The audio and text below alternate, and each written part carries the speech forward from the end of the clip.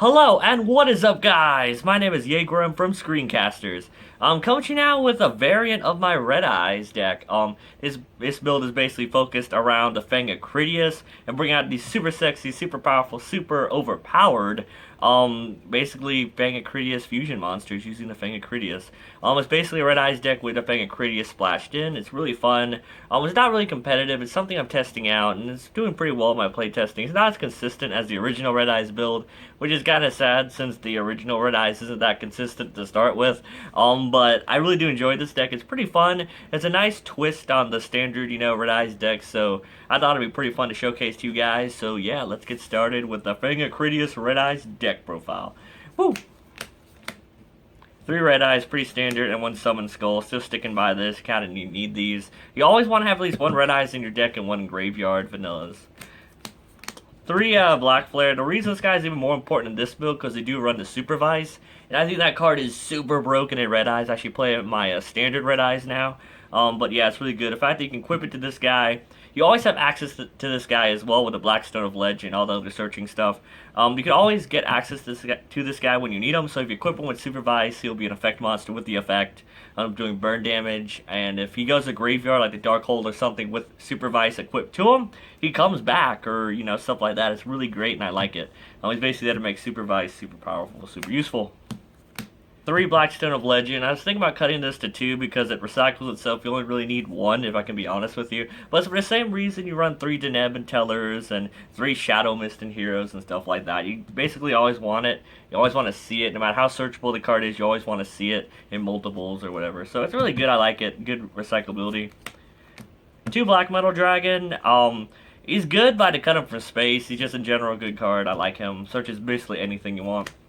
Here's a new card, Gores. I play Gores in here because you're level 7. You don't run too much back row. Typically, most of the one you could be in your hand for the Critias stuff and stuff like that. I mean, you could set it, but it conflicts with Gores. But Gores is really good. He's a level 7, so he has synergy with the Sword of 7 Stars, a sacred thing. It's really great to banish him if you have multiples or something. So you don't have to banish Red Eyes for it. So it's really good. The fact that he stops battle is just really great. In general, Gores is a great card in this format. I do love him. 1 Dark Arm Dragon, he's also level 7, so he's also worst case scenario if you have too many Darks late game. You could banish him with the Sacred Sword of 7 Stars, so it's really good. Also a game winner on his own. 1 Red Eyes Darkness Metal Dragon, kind of self-explanatory, it's his deck. And last the monsters, 1 Keeper of the Shrine, because it's just a good card in general. The fact if you're, your Red Eyes gets destroyed, he comes back, and you can add that Red Eyes back to your hand. He works in hand and graveyard, just in general, really good card. So that's it for the monsters, really good. Kind of minimal, if I can be honest with you, compared to most deck profiles I do, but it gets the job done. On for the spells. The Fang of Critias. This card is basically super good and super bad at the exact same time, because it's good to draw into him, it's when you can use them, but if you can't use him, he's basically the worst thing in the world. Basically draw into him and one of your traps and stuff. But it's really good because it adds another beater to the field. You don't really have to pay cost or anything other than sending the trap from your hand or field to the graveyard. So worst case scenario you can set that trap and activate and stuff. Because all the traps I use for it, which is the 3 Critias Dragons, all of them can actually be used in the deck, like the trap stuff. I mean, they're not good on the traps themselves, but the dragon is super powerful. Bringing out the Tyrant Burst Dragon, is a strong beater. The Doom Virus Dragon to nuke the opponent's hand and stuff. A Mirror Force Dragon, so they can't really target anything without nuking their own field, including Scales. It's a really good card in general, but you want to run 2 because you don't want to draw multiples. You want to see it. So there's that. 2 Red Eyes Fusion and 1 Dragon's Mirror. I cut Red Eyes Fusion to 2. I'm thinking about cutting it to 1 because you can search it whenever you want with the Black Metal Dragon and stuff like that. But it's good because it dumps from deck. It does suck when you have your Summoned Skull, or if you already use this and you're onto another one. But the Dragon's Mirror really helps because if you already use it the first time with the Summoned Skull and the Red Eyes in the graveyard, so you can banish them for it, or you can recycle them back with your Jar of Avarice that we run now, so you can use them both and then use it. So it's good. But the fact that you can't summon basically at all when you use it is kind of bad. But it's a good card in general because it uses materials from your deck. So it's not really a dead card since everything recycles back. Jar of Avarice is basically there to put back your Summon Skull and your Draw Power stuff, or, stuff like that. Sets up your grave for a Dark Arm. You don't have too many Darks or anything. But yeah, it's pretty good. I do like this ratio. It's doing pretty well. I might put Dragon's Mirror to 2 in the upcoming formats because it's proven itself more and more. as I do more playtesting with Red Eyes in general. 3 Dragon Shrine, because you want to dump everything to the graveyard. It's super useful in the graveyard or in hand. So the fact that you could dump stuff, it'll be great for Dark Armed, for a Silver's Cry, for Supervise, for all those good cards. This is basically mandatory 3 in my opinion. Plus gets a, if you put a Shrine Engraved, you can put Blackstone of Legend in your graveyard with the Red Eyes, shuffle the Red Eyes back to get it to your hand, so you don't even go minus. It's really good. 2 cards of Red Jewel, 2 Sacred Sword of 7 stars. I'm not sure about this ratio. I might bump this up to 3, or one of these to 2. Damn it. I might bump one of these to 3, because they have their uses in their own ways.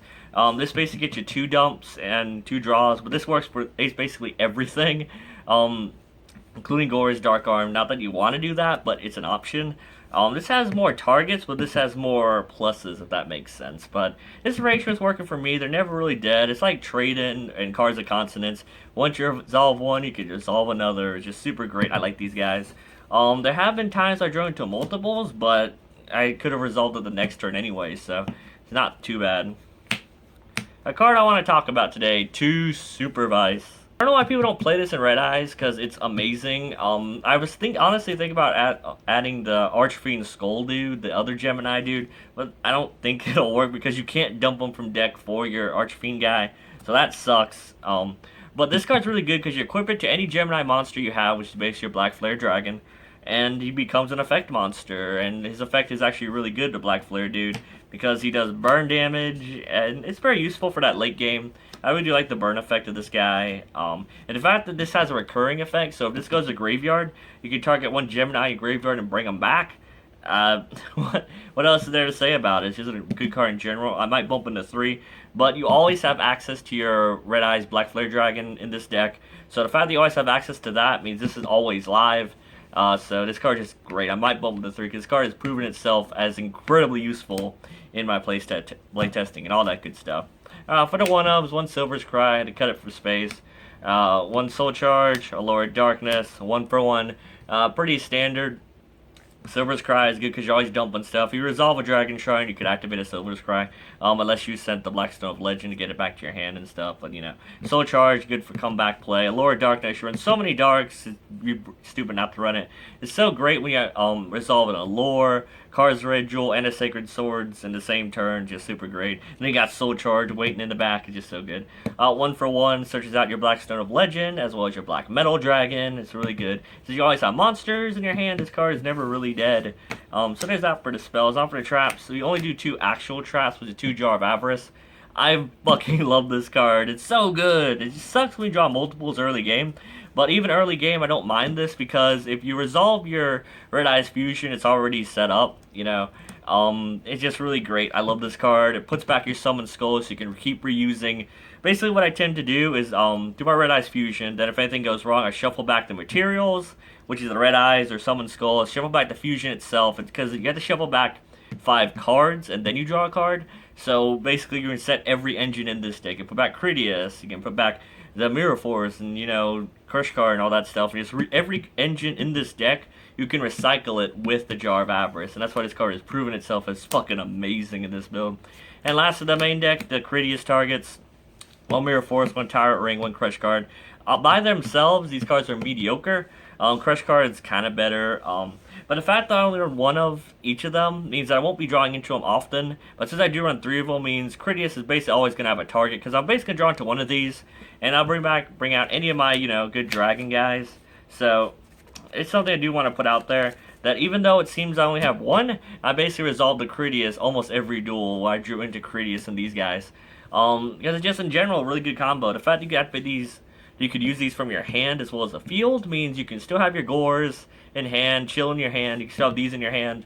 It's just really good in general. And all these can be activated by themselves, so you don't have to. And you can shuffle them back with your Jar of Avarice, so it's not too bad. So yeah, this is basically the ratio I found most useful, because I don't want to draw into multiples of these damn things, because they're pretty bad on their own. Especially when you don't have a Critias. So that's it for the main deck. Even 40 cards off the extra deck.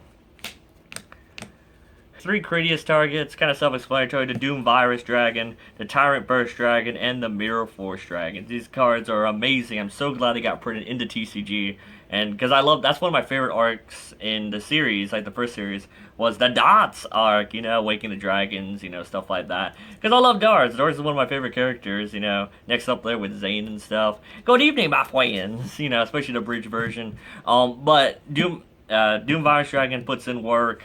Tyrant Burst is basically a strong beater, and Mirror Force makes sure that nothing can be targeted. So at the very worst case scenario, these two can be beaters, and Doom Virus can steal games by himself, if you're going against the right deck, of course. So that's it for the Critias targets. They're kind of the stars of the deck. One, First of the Dragons, because you can use it with the First of the Dragons if you dump any 2 red eyes and bring this guy out, you know. That's what I was thinking about, putting a DDR and another Dragon's Mirror, so I could just special summon back the things I banished with it, but that'll be for a separate time. But this guy wins games by himself. A lot of decks that they don't have main decked, like Regekis or Dark Hole, this guy can win games by himself because so many things are monster heavy. So yeah, if they can't get over at monsters, what are they going to do? 2, Black Skull Dude, he's great, basically only there for Red Eyes Fusion, so he's really good, steal games. Armadi's on crack, great card. Black Flare, Red Eyes Flare Metal Dragon, I only use one. I feel so bad when I do my Red Eyes deck profiles because the extra deck isn't really fleshed out at all. Because I don't go into anything. I don't know what to put in here because I don't go into anything. I mean, yes, you could put rank 7s like Draco Second, Big Eye, but even then I don't go into them. But I'm basically showing the ones I actually go into, so you can try 2 of these, but if you can't afford it, you only need 1, if I can be honest with you. Absolute Dragon, Jin, Utopia, Roots, because I think I made them once. Just, you know, filler cards, I can be honest with you. But yeah, that's the Red Eyes deck profile. Hope you guys enjoyed it. This is the Red Eyes deck profile with the Fang of Critias engine etched in. It's really great. If you guys have not tried any of the not Signer Dragons, I guess our Season 4 original Yu-Gi-Oh! Dragons. If you haven't tried any of the Ayatamias, Claw, Hermos, or Fang of Critias cards, I highly recommend it, just trying them out, because it's super fun. It adds life to decks that don't really have as much. You can basically they're splashable, because especially with Critias, you can literally just tech in any of these into a deck with the Fang of Critias, so you can bring out any of these guys, you know. It's just an engine that you could use. Not many people use it because it's not as consistent, but it's just something fun to try out if you're looking for new things to try in Yu-Gi-Oh! So yeah, that's that. I hope you guys enjoyed the video. Comment down below what you guys think of the deck, whether it's good or bad, or anything like that. I'll be listening to you guys and commenting back as I usually do. So don't forget to like the video, comment the video, and subscribe to my channel, which is ScreenCasterz, for more epic and amazing videos similar to this one. Once again, my name is Jager-M from ScreenCasterz. I am signing out. See you guys.